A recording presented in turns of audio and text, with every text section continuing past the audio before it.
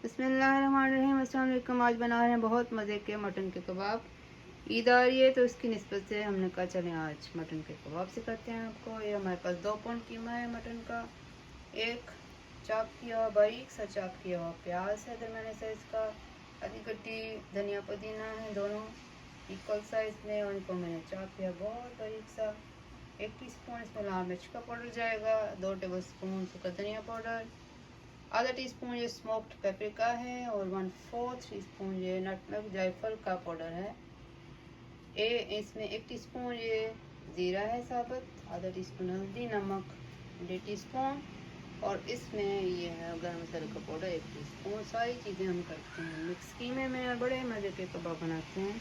इसमें लगाते हैं बिस्मिल्लाहिर्रहमानिर्रहीम। कच्चे कीमे के कबाब बनाने के लिए इसके अंदर 2 पाउंड कीमा है, इसके अंदर मैं डाल रही हूँ चॉप किया हुआ धनिया पुदीना, चॉप किया हुआ प्याज,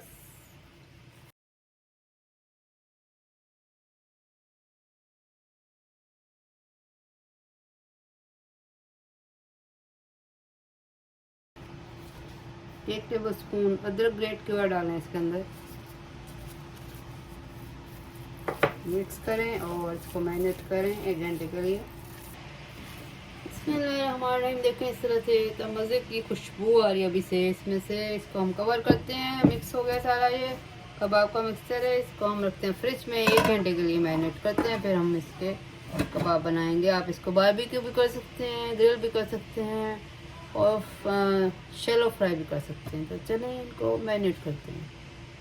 इस तरह से 5 मिनट पे हम इनको फ्रीज़ करेंगे। थोड़ा सा हाथ पे लगाएं और कबाब बनाएं। ये 15 कबाब बने हैं टोटल।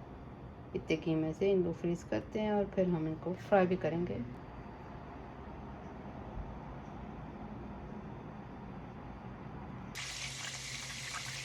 5 मिनट एक साइड से, 5 मिनट दूसरी साइड से इनको फ्राई कर लें। और मीडियम लो पे इसको मैंने ऑलिव ऑयल में डाला हुआ है, उसमें इनको फ्राई कर रही हूँ। बहुत अच्छी सी खुशबू आई है माशाल्लाह।